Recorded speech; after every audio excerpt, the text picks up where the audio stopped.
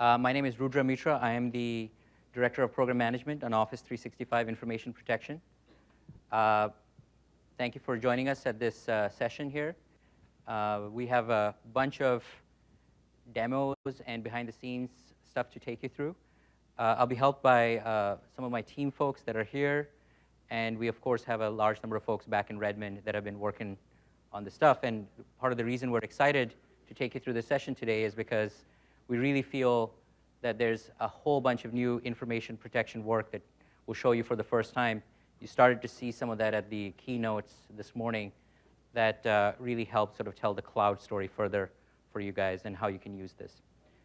I'd like to start off with a short video, and then we'll have the demos kick in after a few slides. Traditional security focuses on passive defense, but attacks are increasingly advanced, perpetrated by cyber criminals and nation-states. With each breach costing an average of $12 million, passive defense needs to evolve. Hackers target what we already protect: PCs, phones, cloud services, but now connected systems are ripe for exploitation. Sensors, elevators, even your car. You need a different security posture to deal with these threats. Microsoft has a unique perspective, powered by our intelligent security graph. We draw upon massive amounts of security information, signal from our products, global data centers, data we see across the internet and law enforcement. But data without insight is meaningless. With the intelligent security graph, we apply machine learning and behavioral analytics to find signal through noise, helping you shift from passive defense to active defense and offense, protecting endpoints from PCs to printers, servers to sensors. The world where a breach lay undetected for 200 days is no more. Vulnerabilities are detected in real time, protecting you from known and new threats, traditional opponents, and new adversaries.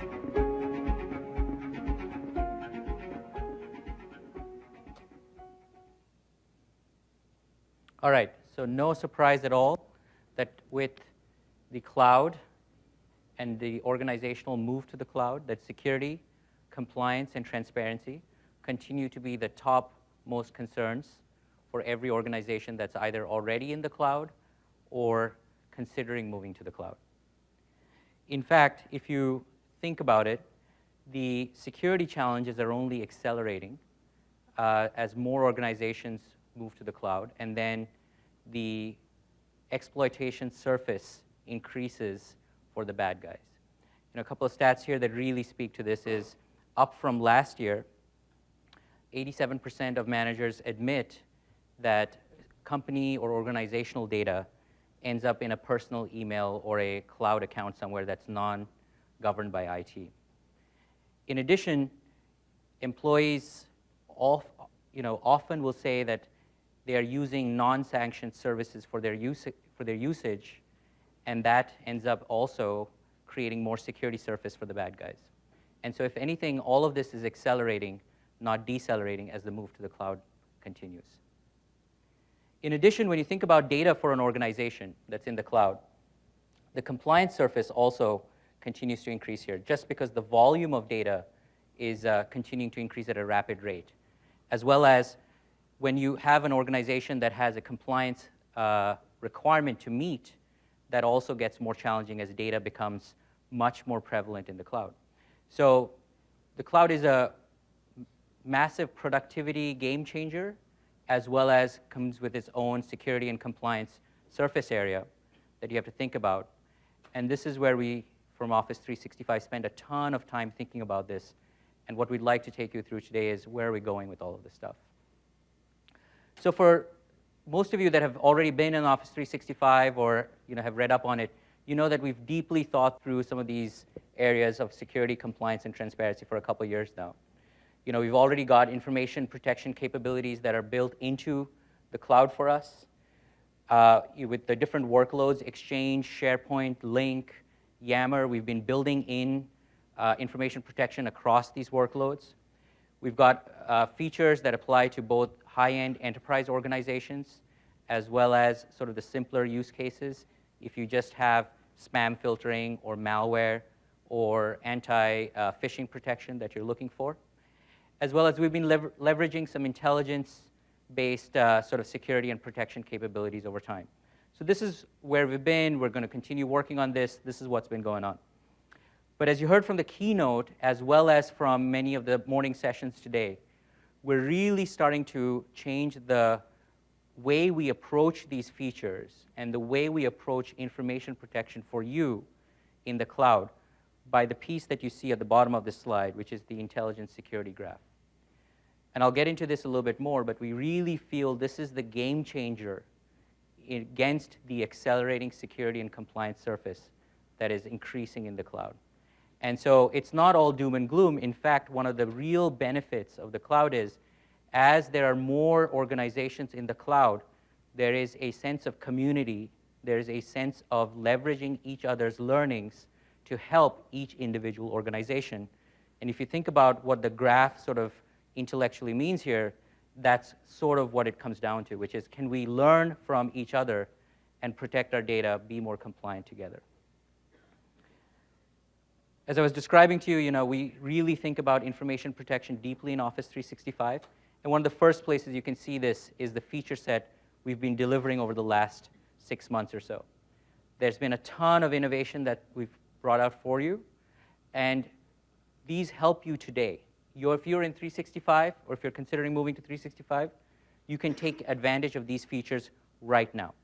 Whether you want advanced threat protection, whether you want data archiving, you want to do e-discovery, built right into the service, augmented by our partners, available to you, whether you have security needs or compliance needs today. But we've got to make more progress against this tide of security, this tide of data increase. And that's where sort of the narrative today is about this intelligent graph.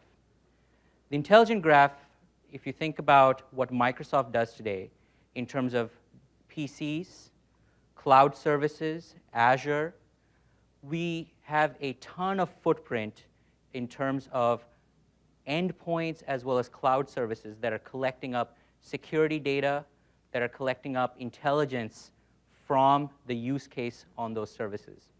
When you put that together, we can come up with interesting insights that we intend going forward to make available to you to help you in the sense of community on security and compliance. We're going to make that intelligence available to you in various ways.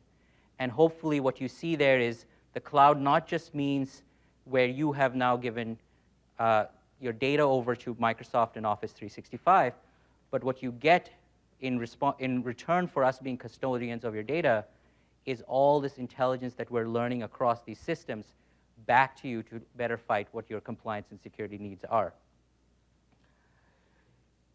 It gets talked about very abstractly, intelligent cloud.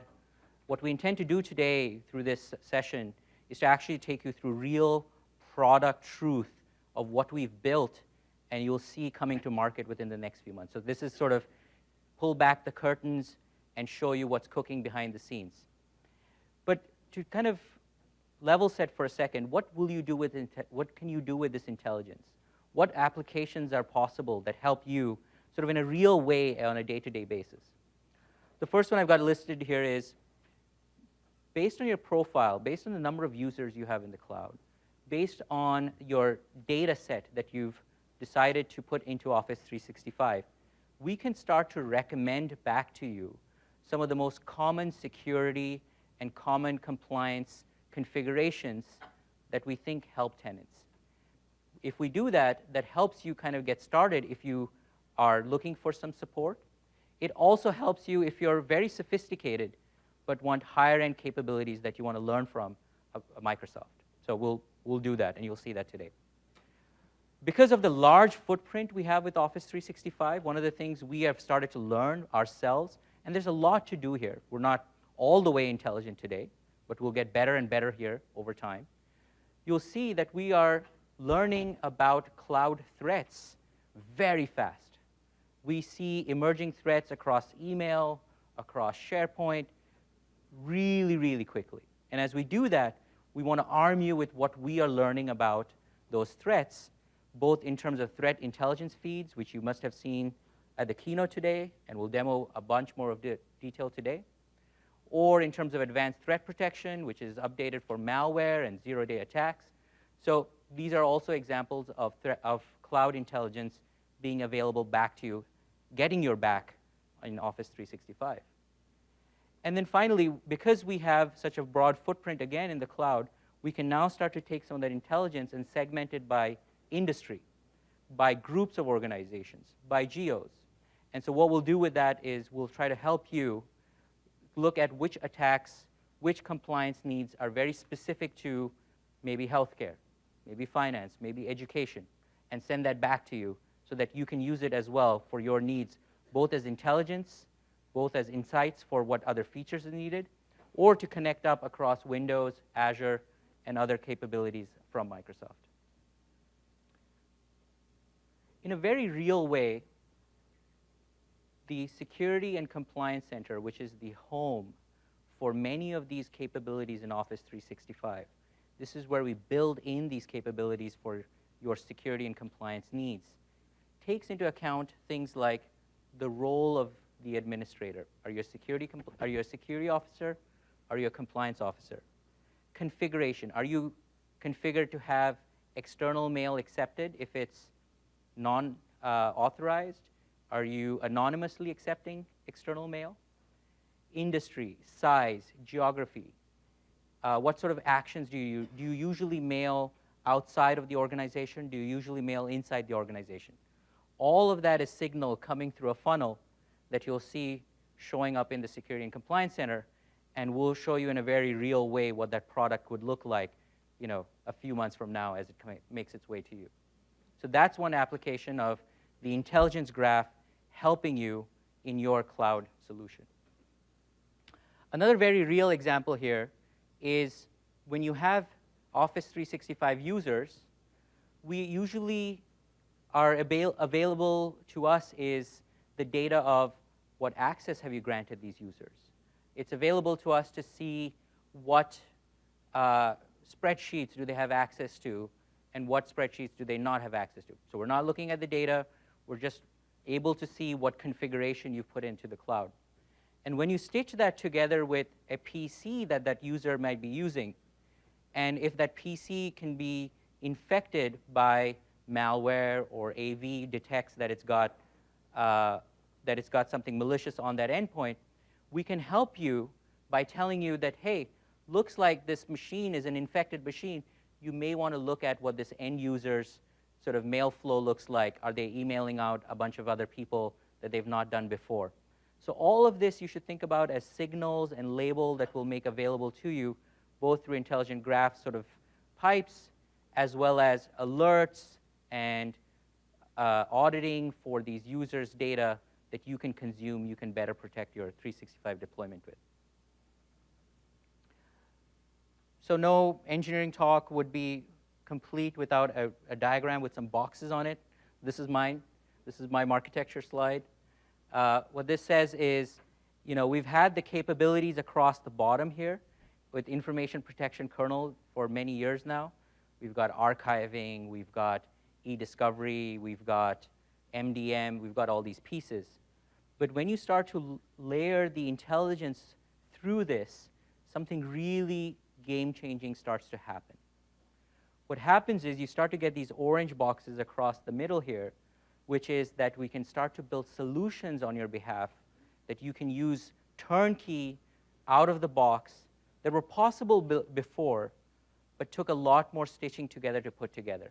You'd take conditional access, Active Directory, and device help and try to stitch together maybe a solution here that looks like sync data down to an endpoint if it's configured as device compliant.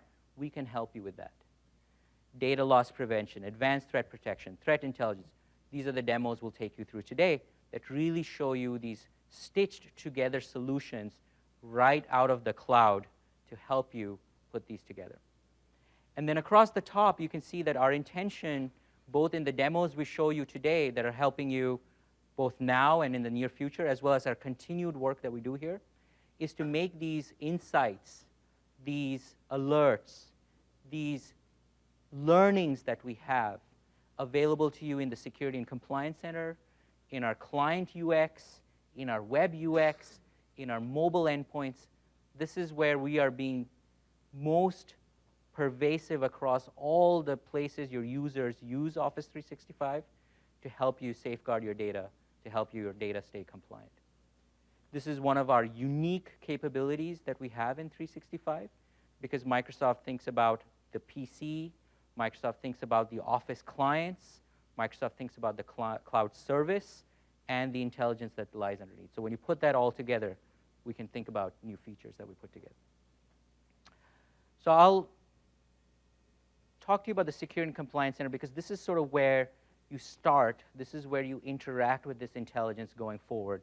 This is where it all comes together and sort of the feature light up happens.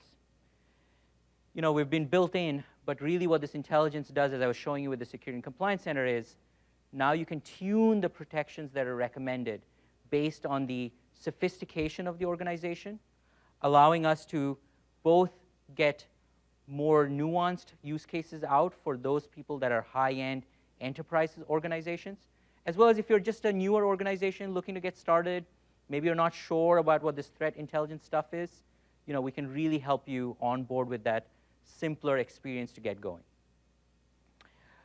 Scenario-oriented workflows with cross-cutting policies is really our way of saying we want to take some of that work that it's hard to do today to stitch together these features to build real data protection solutions. We can help you with that. We can have policy that goes across all of these features that when you put together, what you're thinking about is what policy configuration do I need to do versus trying to get the data out of an MDM solution into a conditional access solution, right? We'll help you put that together. Quick discovery, default protections.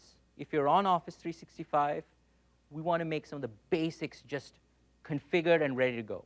It's up to you. You can go turn them off. You can go, you know, configure them to higher end sort of configuration settings that are needed. But things like auditing the data that is being accessed by your users. That's just a basic capability that we want to turn on, get it plumbed into the service across the workloads, so you have it available to you if you need it. If you don't, you can turn it off. In certain geos, you don't need to do the audit, that's fine.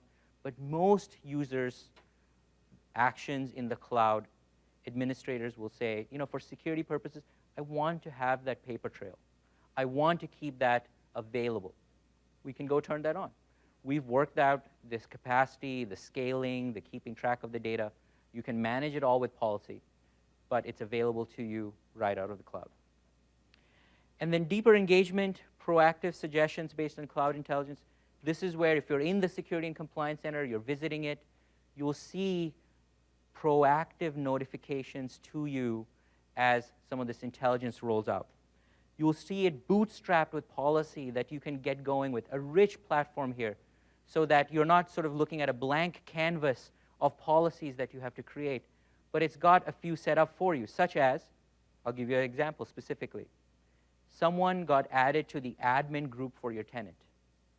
Most organizations will tell us, just tell me when that happens, because it's an unusual case. If that's happening, I just want an alert letting me know because I want to go look at it and see what's going on. So we can bootstrap those things into the Security and Compliance Center for you so that you can see what a configured policy looks like. How do I modify it from that?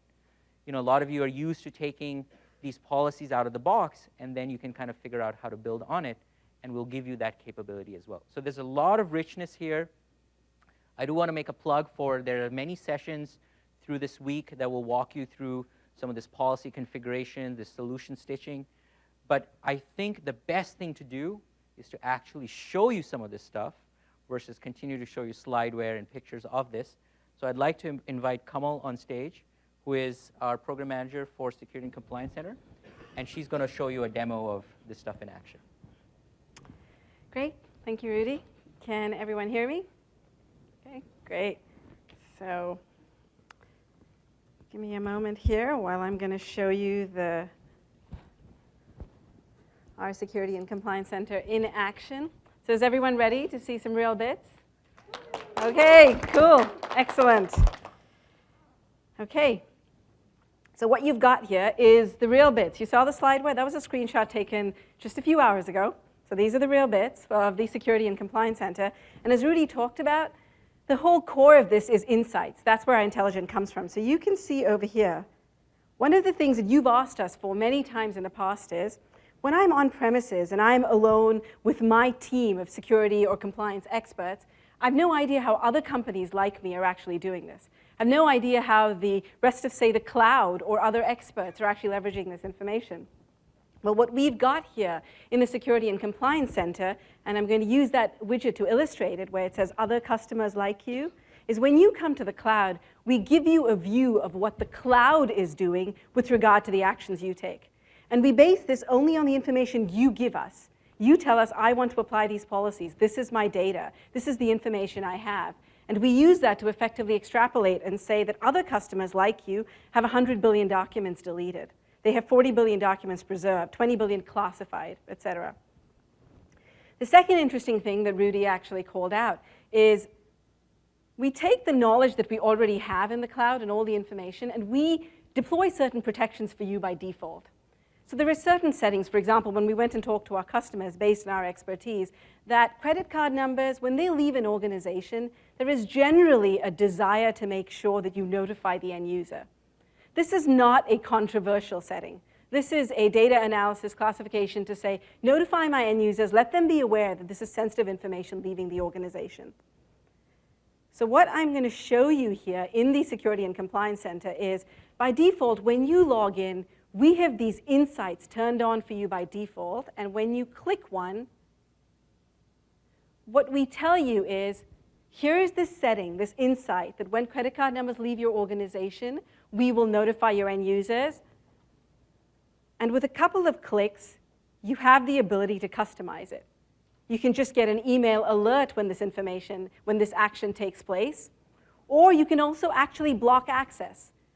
So today, what you would have gone off and configured, analyzed within your organization and determined that this is the right policy, what we've tried to do is turn on a non-invasive, non-threatening piece of that capability by default, and then give you a click away to make it more powerful and set up a more complex configuration.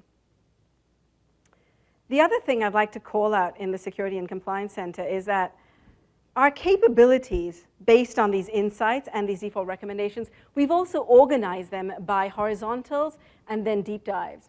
So the horizontals are capabilities like alerts, reports, and insights, which we have enriched and are available to you on the left-hand nav. And then capabilities like data governance or threat management, which you will see demoed, are also available to you within one click. And these are the two mechanisms that we're looking to show you what's there in security and compliance. Now, I'm going to switch gears for a moment and talk to you about information governance. So security and compliance is the canvas by which all the features surface within Office 365. Data governance is one of those features. So how many people think that we actually have an issue with data growing? Is anyone not worried about data? Does everyone think that data explosion is a problem? If you're the average corporation, it's effectively doubling every 18 months. Right? Okay, I see some nods. So what we're trying to do, if you are a records manager or a data governance administrator, is we want to walk you through from birth to death of how you can actually take control of this information. So the first time, say, you log in, and your administrators have shipped some data to Office 365 to be ingested. I'm going to start importing that data. So today, what you would have probably had to do is ship that drive. There would have been an IT administrator who would have made a list of all the content available in that drive, and then you would have uploaded it associated with certain users manually. Today, what we're trying to do is when you ship us that information, the first thing we do is we analyze it and give you a view of what's in there. And what we aim to do is, based on your geography, your vertical, the data that you've actually sent us, we can make a recommendation of which of that data you should keep or preserve or take a policy on.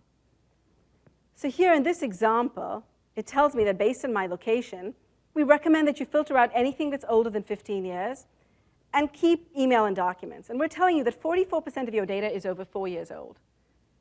So if you think of this as before you move to the cloud, clearing out the information that you don't need, the information that is risky for you, we're making it easier. So I choose here to filter my data. And I get a view of all the Microsoft Office 365 data, like email, IM, and documents that's available, but also of third-party data. Now, of course, LinkedIn was a third party when we did this demo, so it worked better. But you could imagine here seeing Facebook data or Bloomberg. And what you're effectively able to do when this data actually comes in is filter it out. And we're making an intelligent recommendation based on what other organizations do of what you should keep and what you should take out. If I say, I want to kind of play around with this a little bit and see whether I really want to keep 4 years, I can take a look and say, I want to keep data less than 2 years. Then my volume immediately changes and I get additional information. I can also use more options to filter by type or people if I only have certain users that I'm looking to file. But you know what? I'm done with that, and I'm actually going to proceed with the import. And then finally, it tells me that you've decided to bring a smaller subset of data into Office 365. But if you want to keep the rest of that corpus of information in Azure and then bring it in at a later date, you can do that as well. So what we do is we bring in the data that's essential to you, the data that's important into the live data store, but the rest of it isn't lost to you. You can make a decision per your business processes when to bring it in or to eventually purge it. OK. So the first thing I did was actually bring in my data.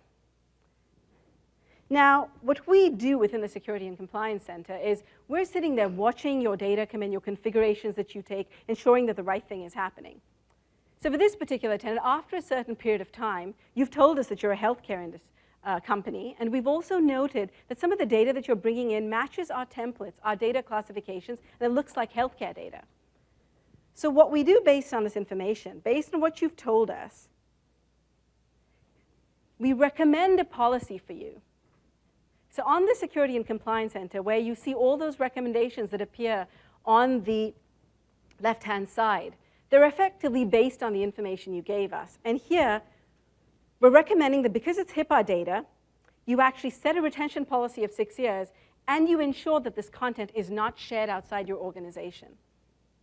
So think of this as a policy that you would have had to set in multiple different locations. You're now able to do it in one place. And if you are a doctor's office that has an IT generalist and you're not an IT expert, this policy applies to you as well. So effectively, that same capability is the step for you to turn on your policy. But what if you're a much more advanced organization, right? This one click is really nice. I'm a small organization. What about the power? So let's take a look at this with tax records. I'm going to create a policy real quick here to show you how. I clicked a link called Customize Policy that took me to the entire power of the policy framework within Office 365. What I'm able to do here is in this one flow, take an action on all the content within the service, the third-party data as well as the Microsoft data. So here I select these capabilities. I go and I decide I want to preserve it. I'm a super advanced organization, so I want to have a slightly more complex policy. I'm also able to, right here, publish tags to end users, apply retention that actually matches a query, or apply a policy based on sensitive data types. The numerous amounts of classification information that we already have, that Microsoft experts have put in place to give you the ability to classify your data.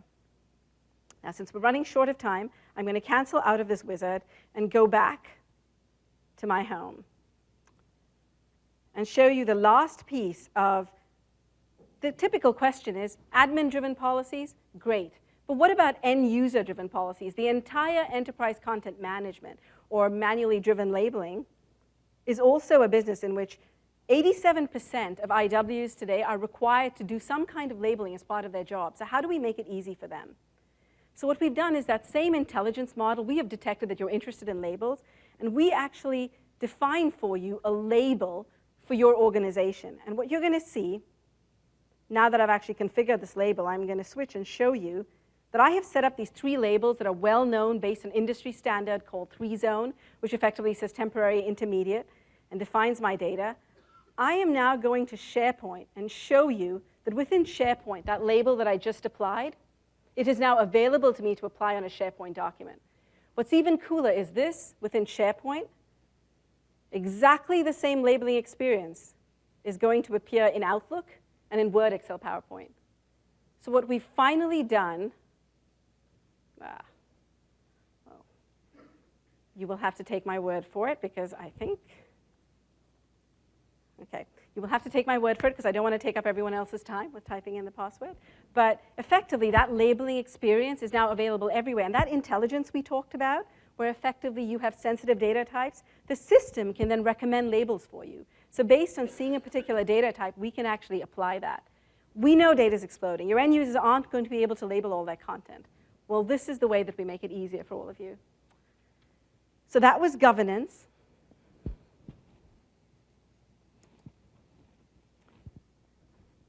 And so summarizing, you're going to see other aspects of the Security and Compliance Center in all of these demos.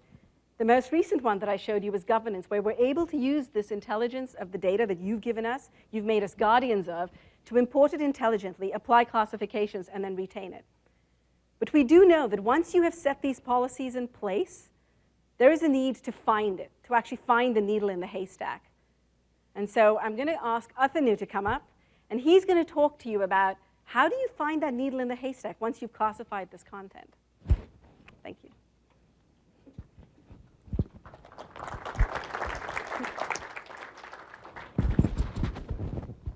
Hi, so thanks, Kamal. And I'm here to talk about e-discovery. And as Kamal mentioned, how do you find that needle in the haystack? So as customers using Office 365, you guys need to explore within, search through, and act upon your content that you move into our cloud. So your legal teams need to be able to respond to lawsuits that get filed against you. Your security teams need to be able to search for and purge phishing emails. Your investigators need to be able to respond to regulatory requests or do internal investigations like HR investigations or search for financial impropriety. And your CEO needs to know whether he needs to plead the fifth in case he gets called up before Congress. And so for all of those tools, where we have this advantage in Office 365 that we can meet those needs without you guys having to copy all of that content outside of Office 365 into a separate tool set. And for folks who have been following the progress on e-discovery over the last few years, you'll be happy to know that since the last Ignite, our tools are now more broader, they're more intelligent, they're more powerful. And we also announced a new tool set called Advanced e-discovery that uses machine learning for things like predictive coding and thematic analysis. So what I'm going to do here is give you a quick sense for a new search experience that we're building. This is currently in design, so I'm going to show you mock-ups. But you can see this, and you'll understand how we're building a set of scenario-focused and task-oriented investigation tools to help you really explore your data. And so here, the scenario that I'm showing is the corpus of emails from the Enron case. I'm sure all of you remember that. But here what I'm doing is I'm looking for mails that relate to lobbying activity that Enron was doing within a certain date range. And you can see that from the bottom of the screen that there's a lot of mails that meet this criteria. And so I need to kind of refine that. And here I'm showing you the refinement experience. So here, this gives you the ability to not only to look for keywords and content, but also to use metadata to refine that view. And the point here that I wanted to make was the tools we're building aren't just for specialists. They're also for generalists. So the specialists are folks who like to create their own custom queries. They're really long, they're complex, use proximity searches. But we're also offering these easy-to-use drag-and-drop experiences to design your queries that even a generalist can come in and say, hey, if I want to look at mails that show me lobbying experiences, but I also only want to use metadata like these mails were only sent from within Enron to folks who are also within Enron, I can do that.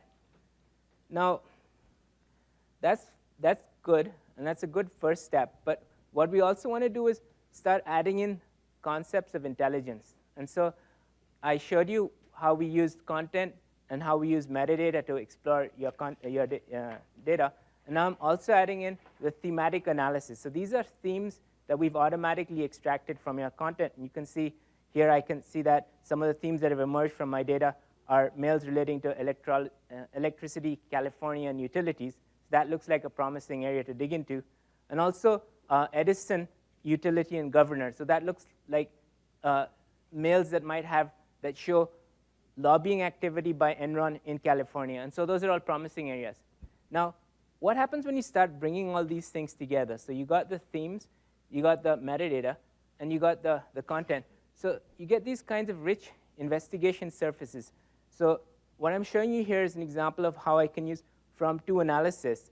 So these are mails from Ken Lay, who is the CEO of Enron, to Robert Jedicke, who was one of the board members.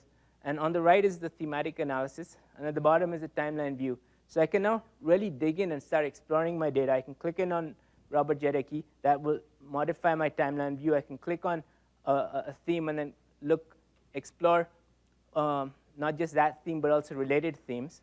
And finally, what I can do is I can also customize these dashboards and start adding in things like target population, seeing statistics around how many types of the classification, like how many emails, how many attachments, how many of these are unique, how many are duplicates. And this is just an example of some of the new investigation dashboards that we're building. So with that, I'm going to hand over to Phil. I hope you got a sense from Kamal and myself of the compliance investments that we're making. And Phil's going to talk about security investments. Thanks.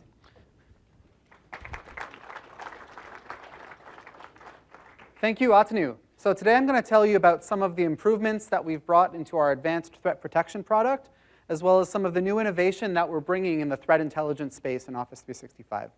I'm going to start with advanced threat protection. For those of you who aren't familiar with the advanced threat protection product, at its core are two engines. One is a file detonation sandbox so that we can understand whether files are emerging malware. And the second is a real-time URL reputation system, which we use to prevent bad clicks from happening in your organization. What we're telling you about today is some of the brand new stuff that we're bringing in. So one of the benefits of Office 365's advanced threat protection is that it's built in. You don't need to do any other configuration or setup or twiddling with your settings to get it working. And what we've done is we've taken the technology that we have and we've extended it further into the product to make it built into more and more pieces in Office 365. The second thing is about accelerating productivity. One of the big challenges that we face in the security industry is really the conflict between productivity and security, and we've understood this and done some work to make it better. And the last thing is about protection everywhere. It's about taking these technologies that we have for file detonation and URL reputation and bringing them into other places in Office 365. So with that, I'm going to switch to some demos. And the first thing that I'm going to demo is a feature that we call dynamic delivery. So I have an email here. The email has an attachment. It's a pretty typical email. And I'm going to click send. And this is in a customer of ours that has ATP's advanced threat protection. And typically, this email, it would take a long time for it to get delivered, a few minutes, in fact, while we actually take that attachment, strip it out, put it into our detonation environment to look for behavioral signs that it might be doing something sketchy. And that's been one of the big challenges. And in this demo, the email is supposed to show up right here, right now, but it's not quite there yet. Oh, there it is. So yay, the email's there. So what we've done is we've done some work, and we've had some slow Wi-Fi issues in this stream, and I think that's why it took so long. The email shows up instantly, so you can get the content of the mail and start to actually understand what's going on in the email without necessarily having the attachment. But we've put a placeholder in place of the attachment that says, your content is being scanned by Office 365 Advanced Threat Protection. By the time the scanning is done, after a few minutes, we'll replace that attachment with the actual attachment and mark the mail as unread if you have actually read it. The next thing I want to show you is some improvements that we've made to Safe URL. So today with Safe URL, when a URL goes into your email, we'll actually rewrite that URL to point to a service of ours, and then at the time that the user clicks on that mail, we'll check the reputation of the URL. The reason that we do this is because attackers will typically have control over some website but not yet have compromised it, and then send out a bunch of emails with that URL when it still has good reputation, and then when finally all those emails are delivered, they'll flip the switch and compromise the website. We've extended our safe URL functionality to also use that sandbox, that same sandbox that we use for Office 365's advanced threat protection. In this email, I have 2 links to documents. One is to a fact sheet about peaches. Figured it was topical now that we're in Georgia. The second one is an actual malicious document that we have.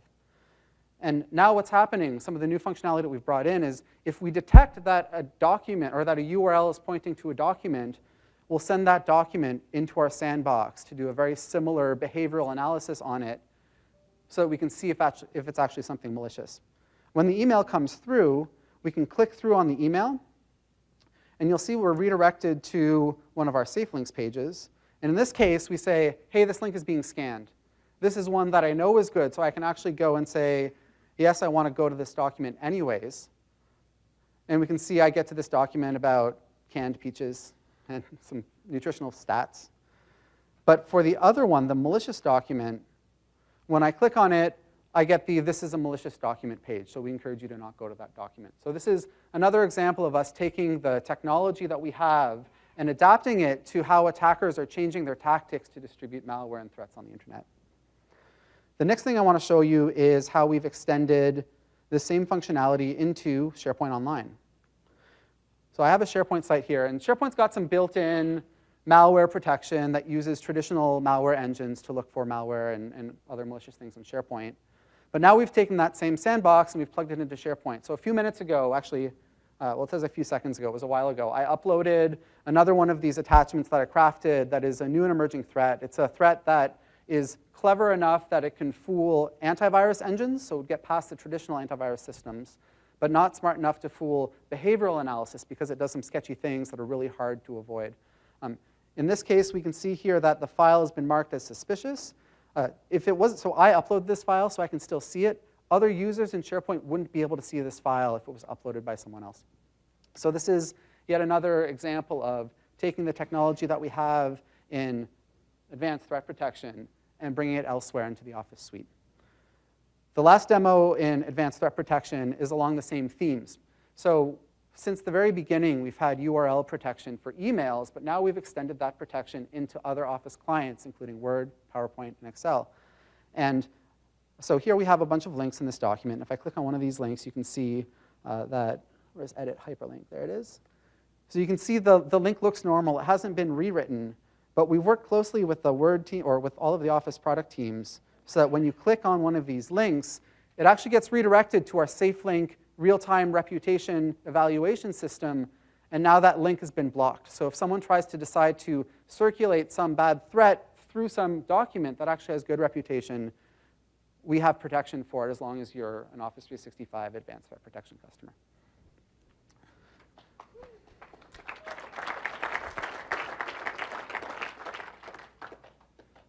I'm very excited to tell you about this next area of threat intelligence.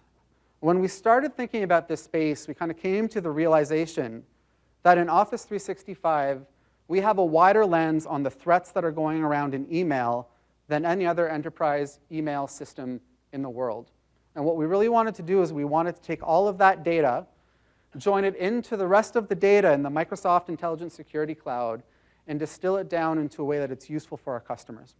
So this week, for the first time, we're showing you some of the functionality that we've brought into Office 365 in the threat intelligence space. And what we're really meaning to do here is to create that awareness for you of what's going on in your organization. Should you be afraid of it? Leveraging all of the teams of analysts and the other cloud properties that we have at Microsoft to create additional context, and then to create some scenario-driven, task-oriented investigation tools to help guide you through some remediation. So with that, I'm going to switch back over to the laptop.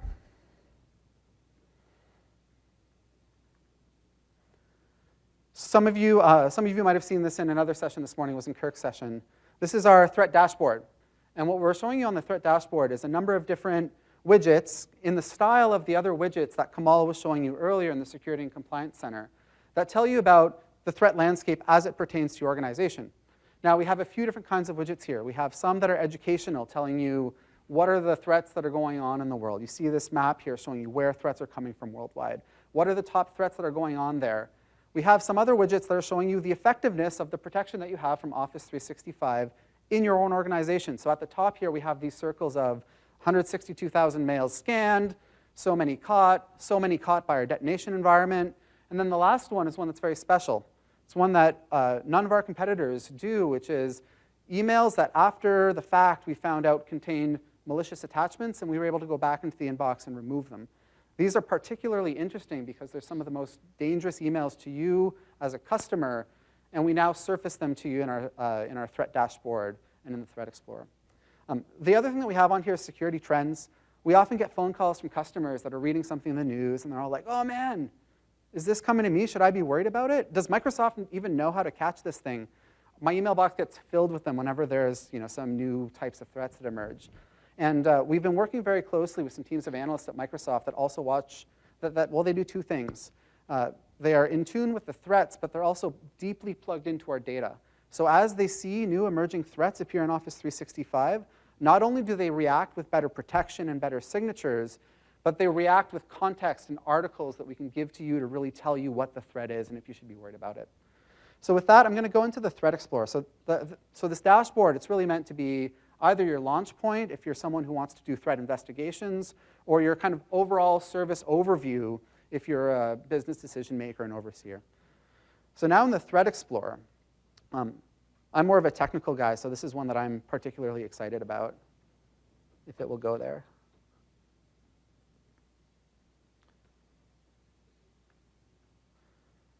So what we've done in the Threat Explorer is we take all of your threat details, and we've started with malware, and we plot them over time so that you can see what's coming in. But we didn't want to just give you another graph or just another report in Office 365. We wanted to create a rich investigation experience that is driven or that is tied to the way that you do your work. And one of the challenges that we have in the threat space is actually, how do you cluster threats so that you can know if the thing that happened yesterday is like the thing that happened today? And that's what we're trying to do with this chart. And I'm actually going to start here by zooming in on a tighter time range. Now we're looking at 3 weeks of data. And you can actually kind of see the 3 different weeks in the data. The attackers don't really work on the weekends. They're people too, I guess. You can kind of see that some of the attacks start in Russia time. So I'm just zooming in on 1 week here. And what you can see when you zoom in, that we've taken this experience that was kind of a wider 3-week experience. When you zoom in on 1 week, you can start to see the days. Not only that, but if you look at this, you can kind of see the different colors representing different attacks. So you can see there's a red attack that happens every day pretty much. There's a blue attack that happens once. There's some green attacks that kind of continuously happen. So we can start actually to categorize these attacks by what is, in this case, it's the malware family. But the way that you should think about this is a clustering key to show similar attacks.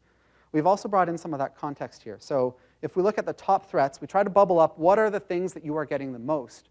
And we cluster them by that same key. And if I click in on one of them, we get some more details. So I clicked on Nemukod here. Anybody know what Nemukod is? Yeah, neither did I. We don't really expect you to know what Nemukod is. So this is kind of playing back into that thing that I was saying earlier about teams of analysts at Microsoft being pointed at our data and authoring content for us. So we say here, Nemukod is this thing that often downloads ransomware or password stealers. And we'll show you a list of all of the messages in your organization that were Nemukod. But what's more interesting than that is we have some more technical details about it. What we say here is, oh, Nemukod is also often something that downloads Locky. And who's heard about Locky? More people have heard about Locky. Locky is a new kind of ransomware that started to emerge this year. We've seen more volume in Office 365 of Locky than any other kind of malware ever. So it's one that's particularly interesting that was in the news a lot. And we have now this threat intelligence article on, hey, what is Locky? And if you read into it, it says here, tries to steal between half a Bitcoin and 2 Bitcoins from your users. And then it looks like this. And then eventually it will change your desktop background to look like this. We're trying to really give you some insights to say, OK, now before, all you could see is a log line. And we're giving some context to that log line. The last thing there's a few more things I want to show you, actually. The next is global details.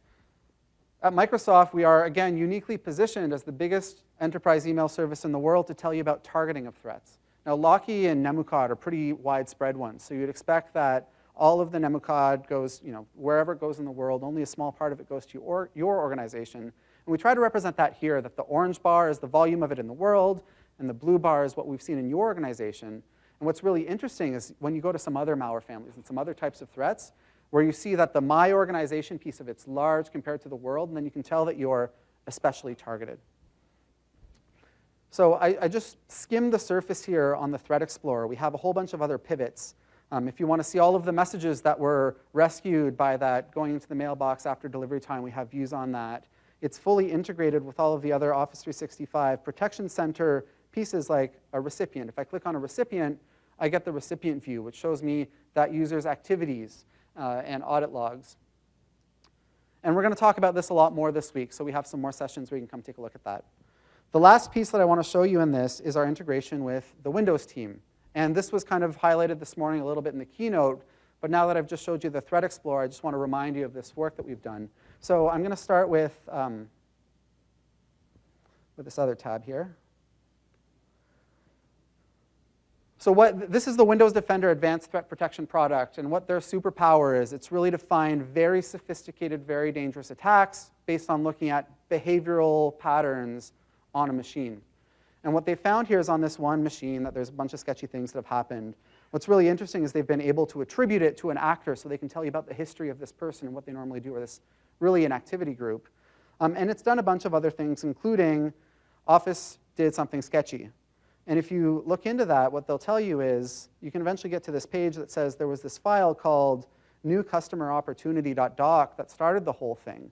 And what we've done is, so we've created this integration experience, or this investigation experience between the two portals where I can say, okay, show me what Office 365 knows about this file. And then we bring you to a filtered view of that same Threat Explorer that we were just looking at that shows you which were the emails in my organization in which that file was sent. So we have this end-to-end experience where you can actually use Office 365 to understand targeting and who the victims are in your organization. So with that, I'm going to wrap up. We're going to talk about this a lot more this week. I'm looking forward to see you again. And I'm going to hand this off to Ian, who's going to talk about encryption and DLP.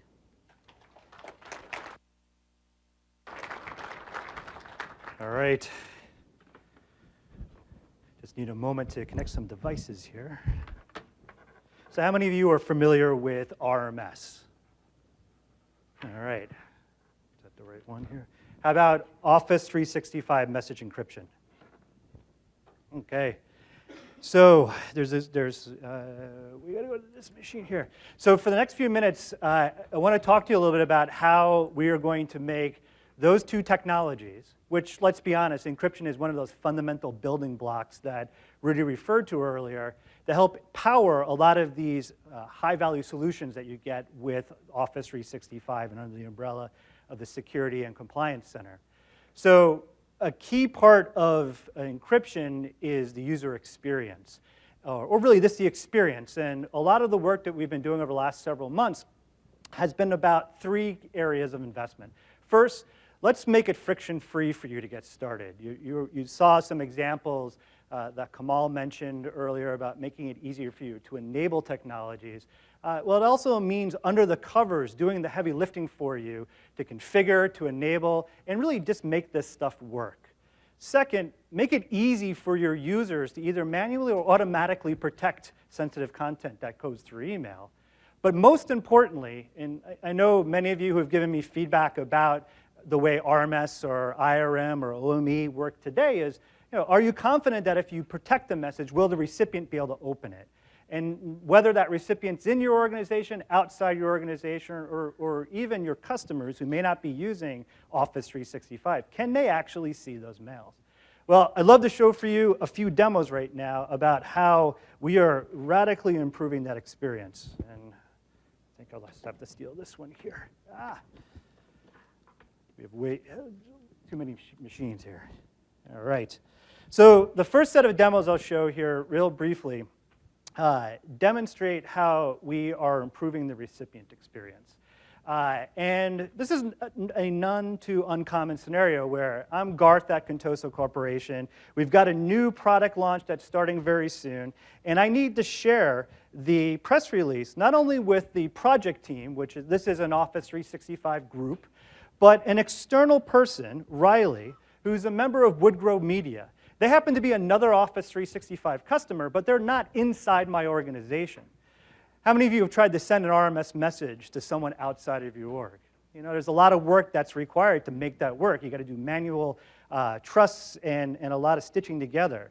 Well, through the work we're doing, we're automatically enabling these complex trusts to take place on your behalf, and you don't actually have to do anything to make this work.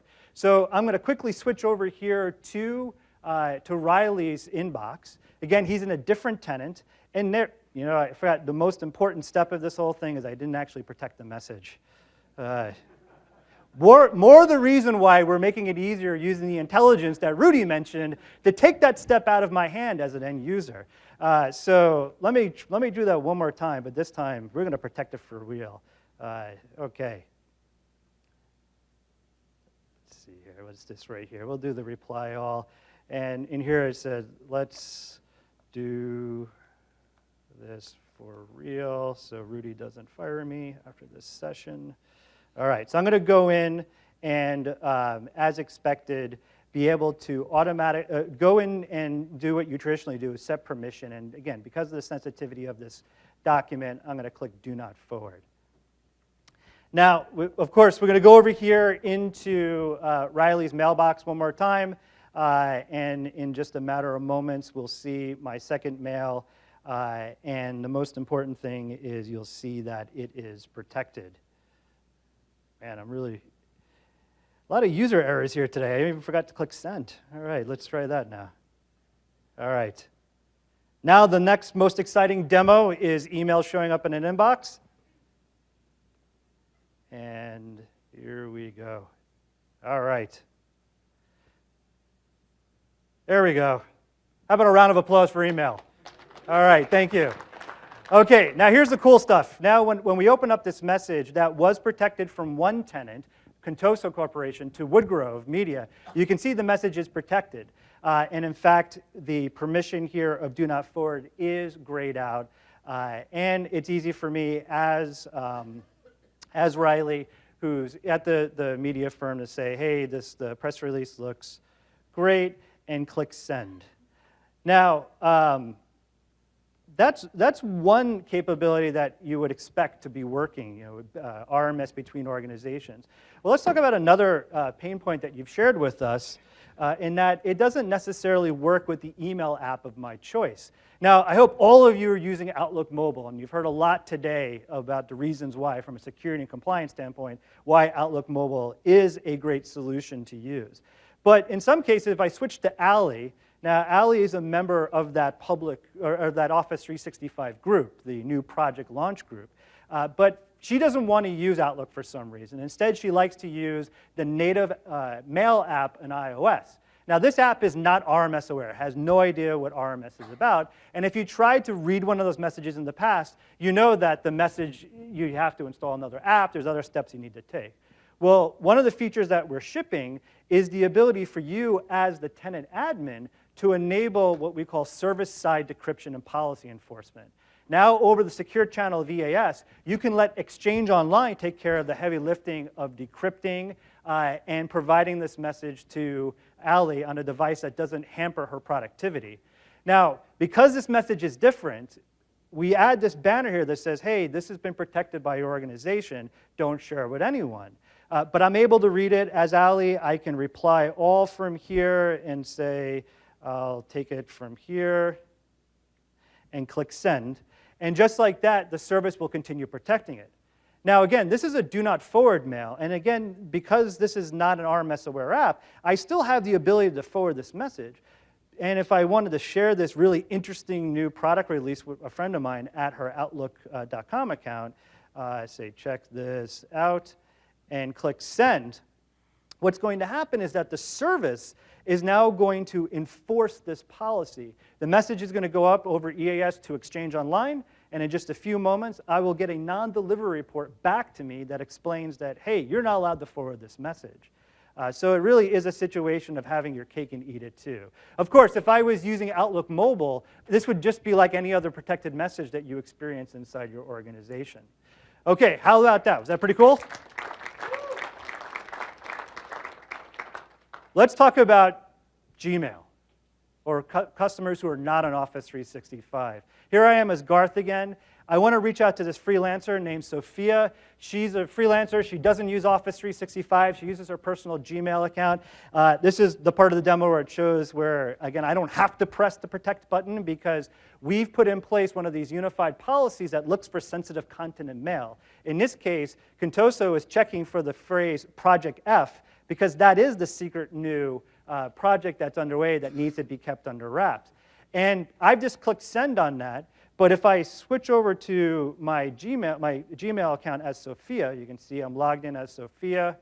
In the past, if you try to do anything like that, and if Contoso attempted to protect all mail in this situation with RMS, we had probably low confidence that the recipient would be able to read it. Instead, here's what they'll see now. Gmail, here in Google Chrome, is not an RMS-aware app. And even though this is, and for those who are fans with RMS, this is a native RMS mail app. But because I'm not able to understand RMS inside of Gmail, I get this new feature, which is a temporary web view link for unenlightened clients, like in this case. It is temporary, but the most important thing, in just a few mouse clicks, I can get to this protected message. I click on the link. This is going to show another set of investments we've done, which is integrating with some of the most common federated identity providers. In this case, Google or Yahoo, MSA, and others. So in this case, we know that Sophia is using her Gmail account. So we say, hey, do you want to sign in using your Gmail? If you choose not to, you can still use a one-time passcode. But here's where the magic comes in. When I click on that link, I get this one-time experience. And if you used any other app that allows you to sign in with your Gmail, your Twitter, or Facebook, you just have to give your approval to say, hey, yeah, I allow this Office 365 thing to use just the most basic information about myself. And like that, I clicked it. I go right through, and just a matter of moments, I'm able to read this message. You can now send a do not forward message to a Gmail user. How cool is that? And to prove the point, I go over here, I hit the down arrow. Forward is grayed out. The policy is put in place. And just like that, we really believe that we are going to be doing a ton to improve your experience using encrypted email. Now, real briefly, I want to switch over to talk about DLP. Now, encryption, or the encryption action, is one of the many things that we can do as an outcome of when sensitive information is detected across the board. Kamal's already showed you the number of things we're doing to reduce the friction for you to get started. You saw that policy where we see a lot of information in your organization, like with credit cards or other sensitivity types. You can, with one click, enable a policy. What I really personally like about this is, here again, we're in the Security Compliance Center. This is the new DLP dashboard. I get very relevant information here. Here's that policy that allows us to safeguard credit card information, let's say as part of a PCI DSS requirement. Now, you already know Office 365 offers DLP in Exchange, and we've extended that over into SharePoint. Well, through this new unified experience, and Kamal even showed a little bit earlier, I can now in one single place write one policy that works across Exchange, SharePoint, and OneDrive for Business. No longer do you have to go to two different interfaces. I can easily toggle this on and off. And of course, over time, as we add other workloads, that same policy will light up in there. So to me, that's one of the best ways for us to demonstrate the ease of getting data loss prevention across all the places your users work. Speaking of users, let's talk about the things, again, that you can start using today to help your users stay aware that they may be handling sensitive information. And I think a great example of that is at creation time or editing time. Here I am in Excel 2016.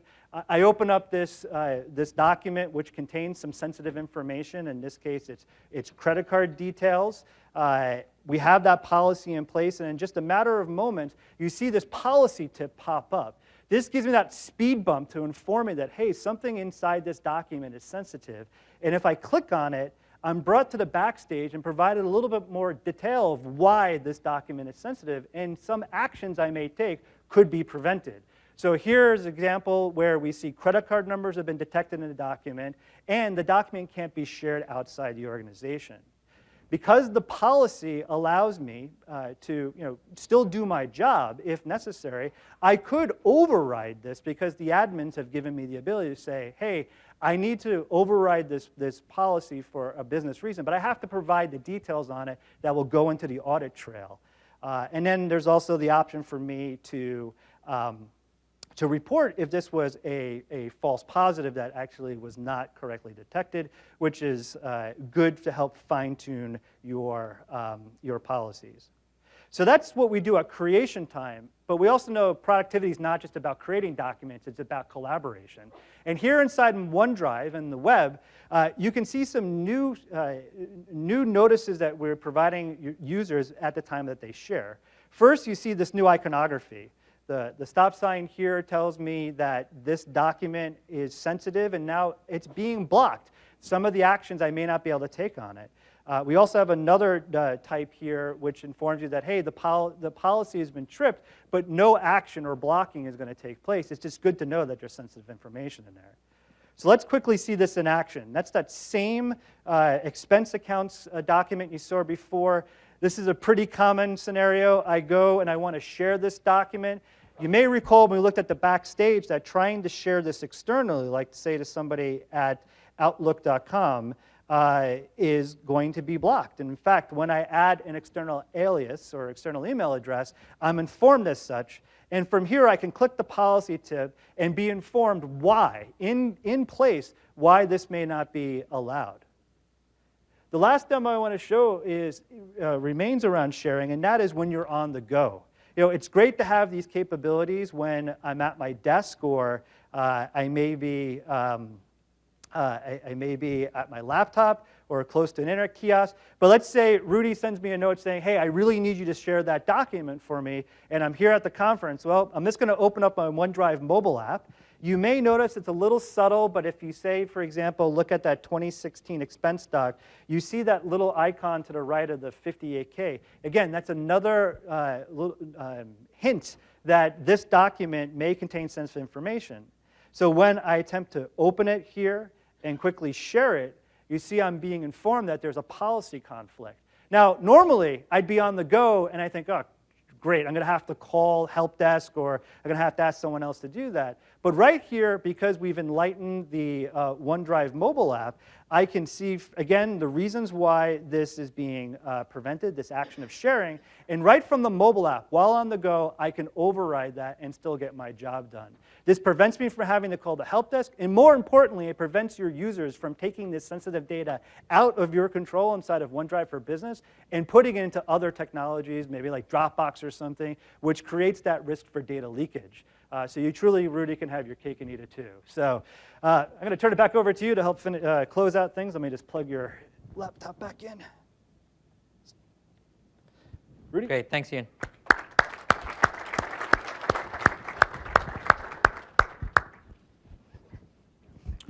Okay, so make sure we get back to that.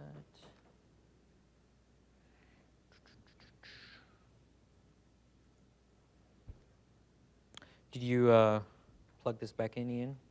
Okay, 5.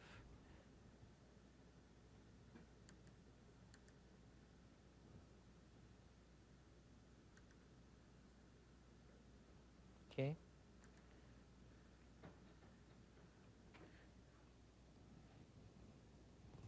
As we get the switching, do you want to fiddle with this for a minute, if you don't mind?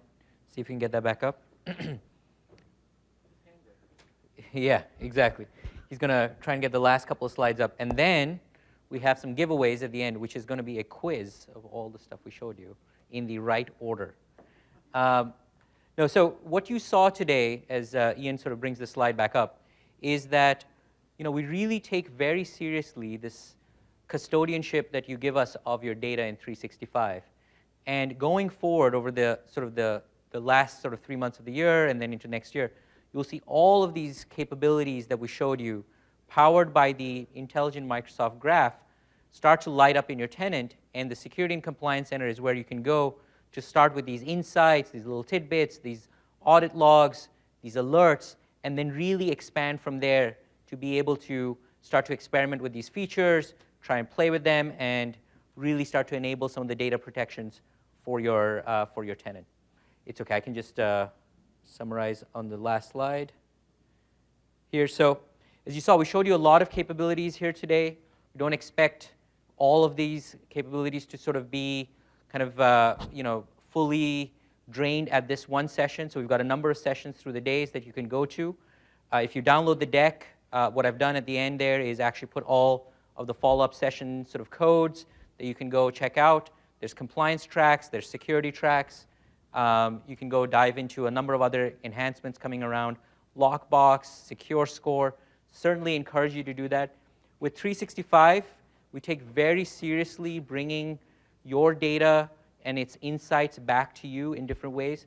So we'd certainly say, the go-dos from this session would be check out our other sessions. We've got a number of other sessions integrated with Office products, integrated with Azure, integrated with Windows through the rest of this week. The other go-do is you can go turn on an archive. You can go turn on an ATP trial for your tenant today. You can go start those up, and these insights will start to light up for you right now. That's live. And you can start to go play with the Security and Compliance Center and check that out.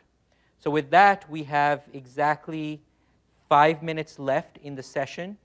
And so I wanted to see if there's any questions. We do have some of the team here that we can take some of the questions. I do have some very nice giveaways in response to these questions. I'm going to try and throw them out. Someone thought it would be a good idea to have heavy gifts to throw out. So please duck if it's coming your way. If someone could hand out the mics, or if you put your hand up, the questions can come around. We do have 5 minutes. There's a question in the back over there. I'm not going to risk throwing this out all the way over there.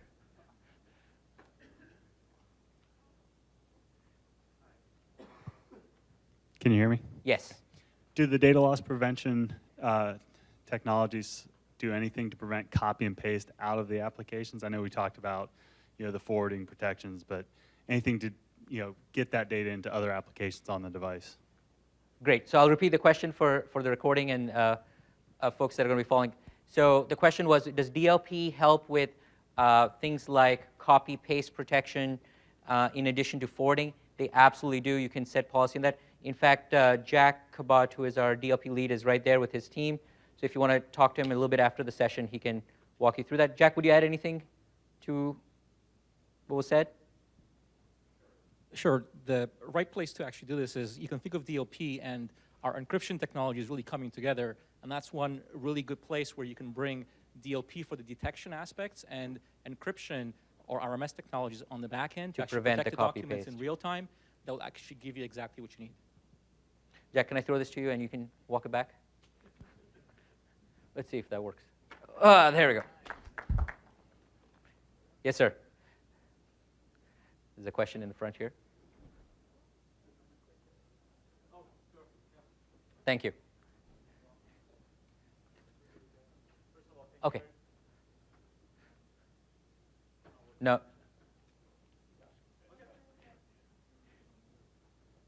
First of all, thank you very much for the session, very informative. I'm working with Sony Pictures, and we're in the middle of implementation of Azure RM and also Office 365, so there are two things that I need to learn more. One is the Compliance Center. Do you have any plan to provide segmentation based on the different domains? Because right now, if you go to the tenant, you won't have access to all the information. But if you wanted to see a specific company, do you have any plan for that?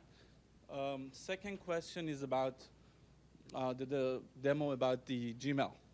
So if I update the policies, is it going to update before the user access to a URL, or it's static, not dynamic? Do you know what I mean? So for example, exactly, yeah, before the user access the URL. Okay. Perfect.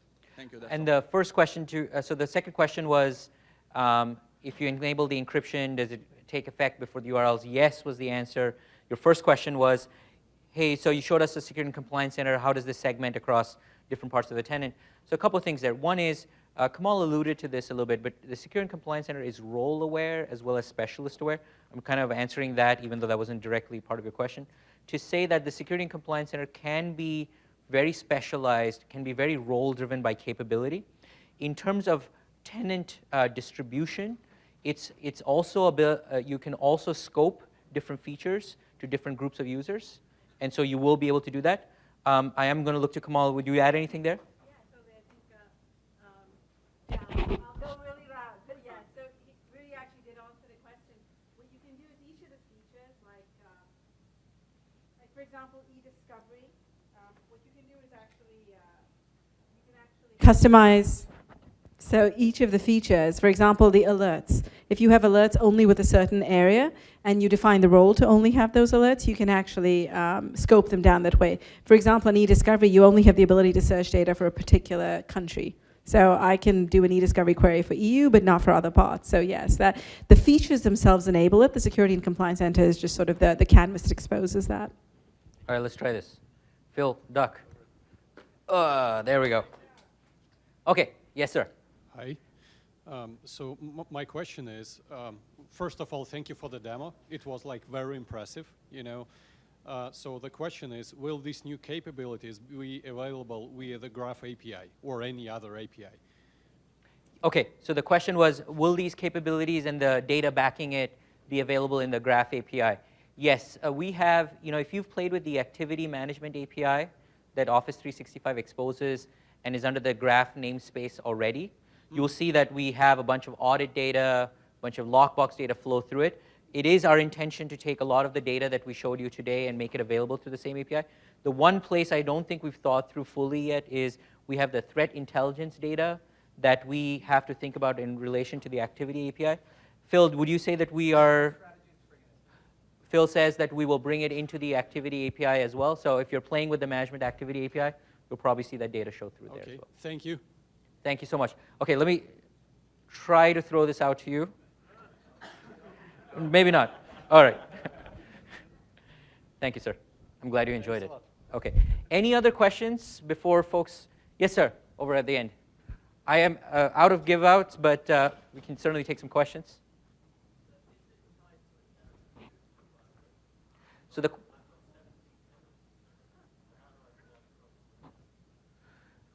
question is the Security and Compliance Center affinitized to a tenant, or can it go across multiple tenants? It cannot go across multiple tenants today.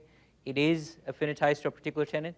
And that being said, it's not a scenario I've particularly heard about before this, but I'd love to maybe spend, maybe some of the folks on the team can spend a couple of minutes after this session talking to you, so we can kind of see if there's a different way to approach it.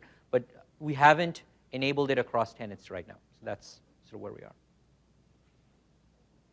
Was there a question next to you, or same question? Okay, we can wrap up with a round of applause for all the demos that went off today. Thank you so much for your time. We appreciate it and look forward to seeing you at some of the follow-up sessions.